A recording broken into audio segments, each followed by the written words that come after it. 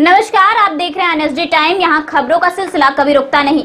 मैं शिवानी शाह हाजिर हूँ आपके सामने आज की इस खबर के साथ।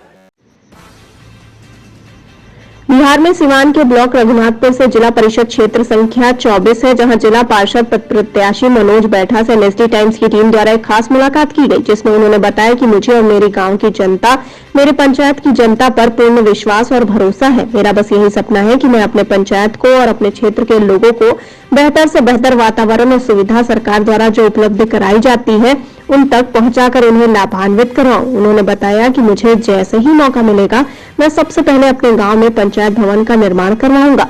आगे उन्होंने बताया कि आजकल लोगों को सबसे पहले बिजली, कपड़ा, रोटी और मकान चाहिए। यह जो चीजें हैं यह मुख्य है जीवन यापन करने के लिए। मेरा मानना है कि अभी तक गांव में जिन लोगों को आवास नहीं मिला है मैं उन्हें आवास उपलब्ध करवाऊंगा। साथ ही उन्होंने छठ के लिए अपने क्षेत्रवासियों को शुभकामनाएं भी दी। आइए देखते हैं डी प्रसाद की ये रिपोर्ट। नमस्कार, एनएसडी टाइम स्वागत है। जैसे कि आप देख सकते हैं बिहार सिवान आपका रघुनाथपुर ब्लॉक अंतर्गत आपका यह जिला परिषद का यह प्रत्याशी अपनी भावों का आजमाइश कर रहे हैं। चलते हैं, देखते हैं आज का माहौल क्या है। सर, सर्वप्रथम आपका परिचय और आपके बारे में हम जानना चाहेंगे। सबसे तो पहले जी एनएसडी आपके चैनल को और आप जी बहुत बहुत हम धन्यवाद दे रहे हैं। धन्यवाद सर जी कि आप वहाँ से जी चलकर खेत खलिहान में आए और हमारे पास आए, हम लोग जैसे प्रत्याशी के पास आकर जी और रिपोर्ट लेने आए हैं। जी इसके लिए हम आपको बहुत बहुत धन्यवाद दे रहे हैं। जी सर, अच्छी की रुआ से बात हम लेना चाहता नहीं जी रुआ क्यों ना सोच क्यों ना समझ के साथ प्रत्याशी बनल बनी, आपकी सोच क्या बा? बहुत अच्छा बात रुआ सवाल कहनी हो। जी हम ये सोच से पहला बार हमें चुनाव नहीं लड़ा। जी एक पिछला भी 5 साल पहले जौन चुनाव भइल जिला पार्षद में, तो ओहू बेरी हम प्रत्याशी रहनी। अफसोस कहल जाई कि मैं असली और नकली के पहचान जी जनता ना कर पाई। जी मात्र हम 236 वोट से चुनाव पिछला बार हार गए जी और हम ये सोच से चुनाव में मैदान में उतरल बनी कि हम न्याय पसंद लोग और बुद्धिजीवी, किसान, मजदूर और खास करके छात्र नौजवान जी के पक्ष में हमनी के बोले नहीं सन। जी हम बोले नहीं और अब हमारा क्षेत्र में पता लगा ली जाके तो एक ही आवाज मिली कि ना भाई, मनोज बैठा ही एगो ऐसा प्रत्याशी बाड़न तू जनता के दुख दर्द में शामिल रहलन। जब भी जनता अगर पुकार देले, चाहे वो छात्र नौजवान लोग के सवाल होके ब्लॉक से लेके आ जिला तक, वो हमनी के काम हम करावे नहीं। एकरा पहले भी काम करावत रहनी हो।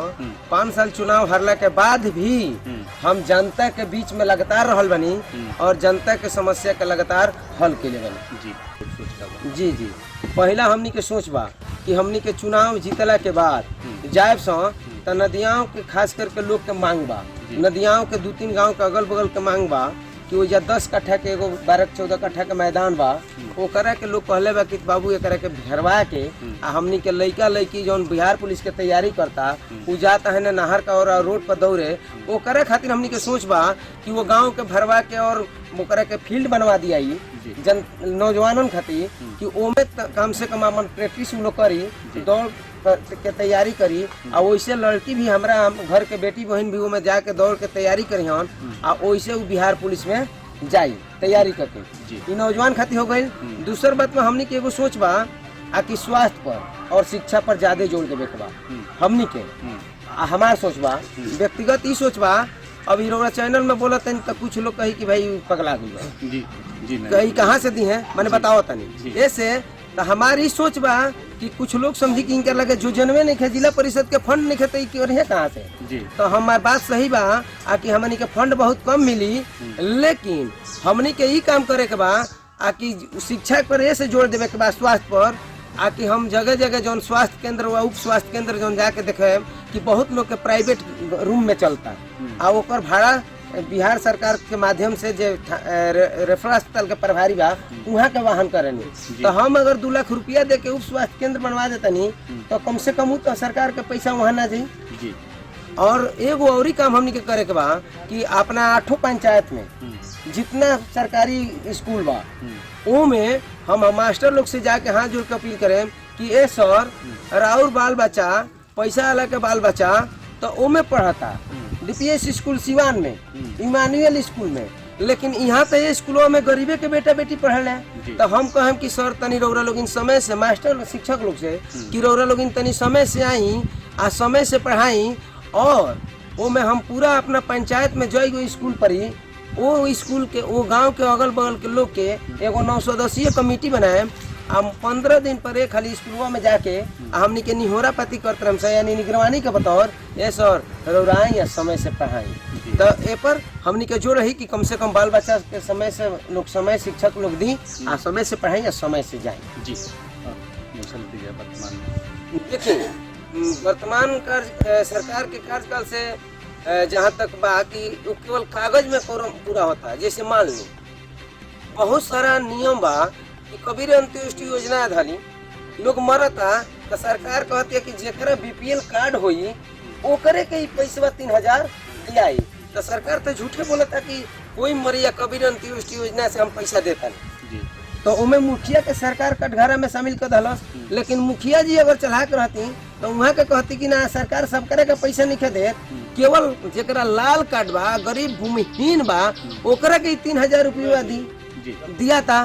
तो ऐसे जनता के दिमाग में ही बात ढूक गई बा कि जैसे ही कोई मरता तो मुखिया जी आके 3000 रुपया दी। तो सरकार तो ढकोसलाबाज बा।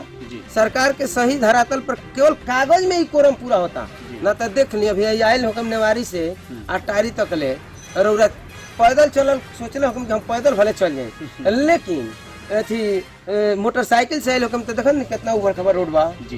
नाहर में पानी नहीं खे, नाहर के रौरा एगो मंझरिया के बीच में से संठी के बीच में से नाहर आयल बा और दरियाव में मिलल बा।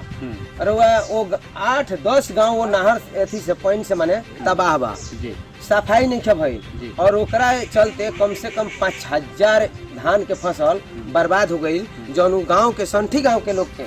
और अगल बगल कम से कम राजपुर, मंझरिया, परहिया, बसंतपुर, दुदहा, फुलवरिया, दाय छपरा ऐसा गांव के लोग के मांग बा कि रौरा जीत के जाई तो ये नहर के सफाई करवा दी, ये पानी के सफाई करवा दी कि कम से कम जौन पानी बा अभी आ धान किसान बहुत बदहाल स्थिति में बा, धान लागल बा और धान पानी से लबालब डूबल बा। तो ओकरा के कम से कम सफाई भेज तो सब पानी गिर रहे दरिया में। तो ऐसे हमनी के ई सोच बा और जनता से पहला हमारा वादा बा उन्हें के 10 गाँव से कि हम रौरा से आवास नहीं मांगत, घर दुआर नहीं मांगत।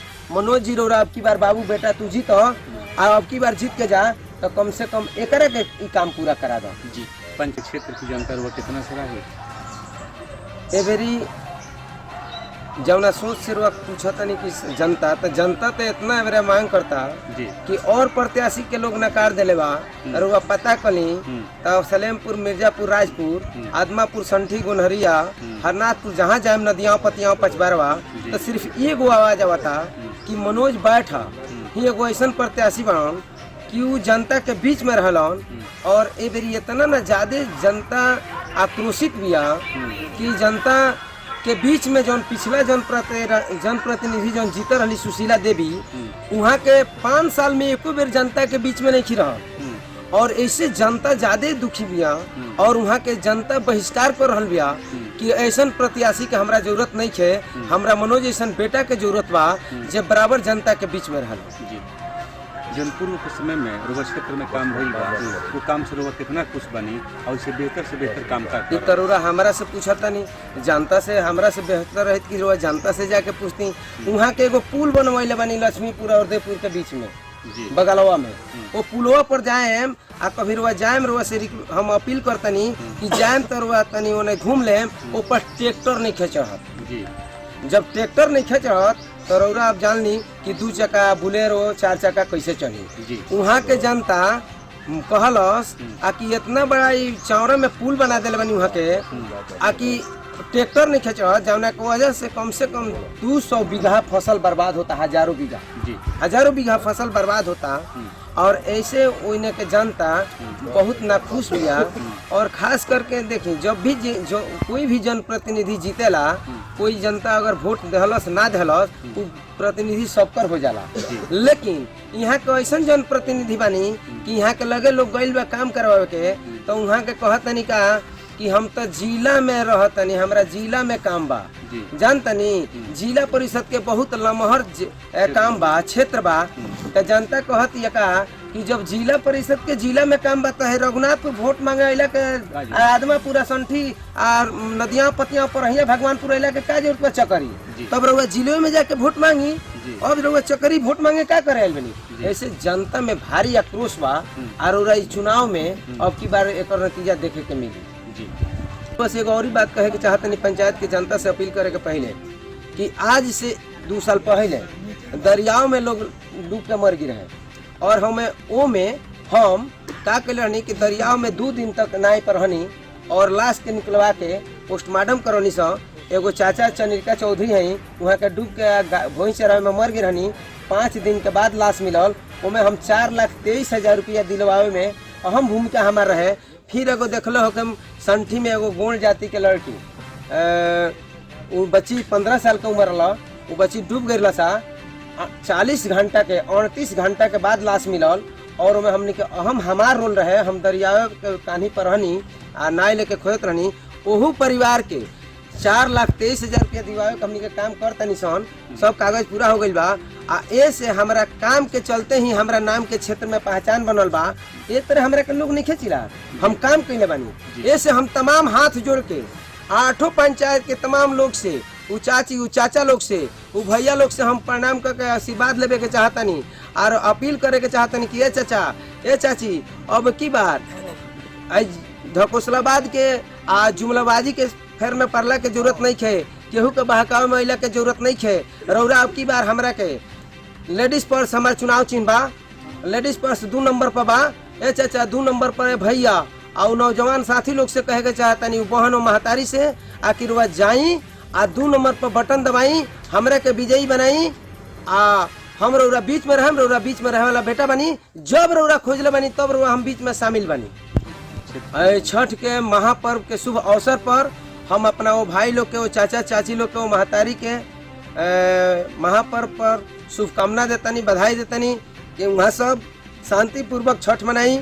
और छोट बच्चा लोग के जो हमार भाई बा भतीजा बा ओकरा के थोड़ा गरम अभी ऐसे कि ठंडी बढ़ गई बा, थोड़ा गरम कपड़ा पहना के ले जाए लोगिन और पटाखा सावधानी से उड़ाएम लोगिन।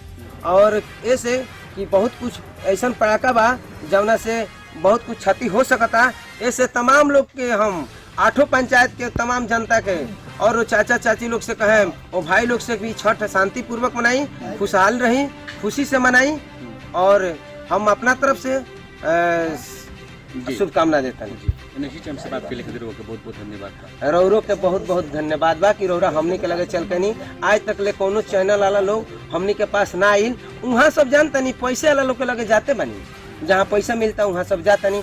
रौरे एगो महान आदमी बनी आके हमनी के खोजत यहाँ तक नहीं। एकरो खातिर हम बहुत बहुत कोटि कोटि रुपया का नमस्कार प्रणाम करतनी, आप बहुत बहुत धन्यवाद देतनी। इस कड़ी में बस इतना ही। ताजा तरीन खबरों के लिए बने रहिए एनएसडी टाइम्स के साथ। मुझे दीजिए इजाजत, नमस्कार। एनएसडी टाइम्स के लेटेस्ट खबरों से अप टू डेट रहने के लिए चैनल को लाइक करें, शेयर करें, सब्सक्राइब करें और अंत में बेल आइकन दबाना ना भूलें।